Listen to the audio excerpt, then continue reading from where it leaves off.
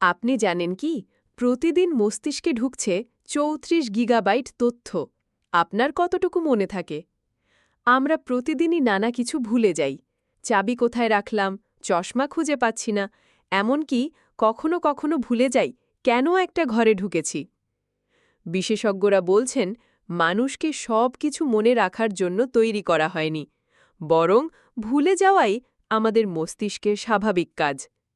যুক্তরাষ্ট্রের ক্যালিফোর্নিয়া বিশ্ববিদ্যালয়ের মনোবিজ্ঞান ও স্নায়ুবিজ্ঞানের অধ্যাপক ড চরণ রঙ্গনাথ জানান, প্রতিদিন একজন মানুষ গড়ে প্রায় ৩৪ গিগাবাইট বা প্রায় ১২ ঘণ্টা পরিমাণ তথ্য গ্রহণ করে, কিন্তু মস্তিষ্ক এত তথ্য ধরে রাখতে পারে না।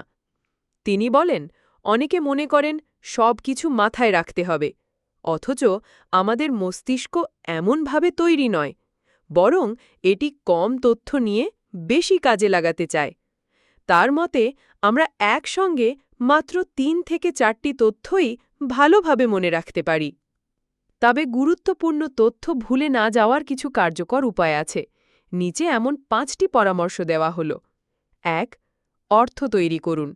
যে কোনো তথ্যের সঙ্গে ব্যক্তিগত সম্পর্ক বা মানে খুঁজে নিন, তাতে মনে রাখা সহজ হয়। ২. গল্পের মতো ভাবুন। তথ্যগুলো যদি একটি ধারাবাহিক গল্পের মতো সাজান, তাহলে মস্তিষ্ক তা ভালোভাবে ধরে রাখতে পারে। ৩. চিন্তার পুনরাবৃত্তি করুন। বারবার মনে করার চেষ্টা করলে তথ্য দীর্ঘমেয়াদী স্মৃতিতে চলে যায়। ৪. ভিন্নভাবে অনুশীলন করুন। একই বিষয় বিভিন্নভাবে চর্চা করুন, যেমন লিখে, বলে বা বোঝানোর চেষ্টা করে। ৫. মনোযোগ বাড়ান। কোনো কিছু শেখার সময় মনোযোগ দিয়ে শোনা বা দেখার অভ্যাস গড়ে তুলুন, এতে ভুলে যাওয়ার সম্ভাবনা কমে।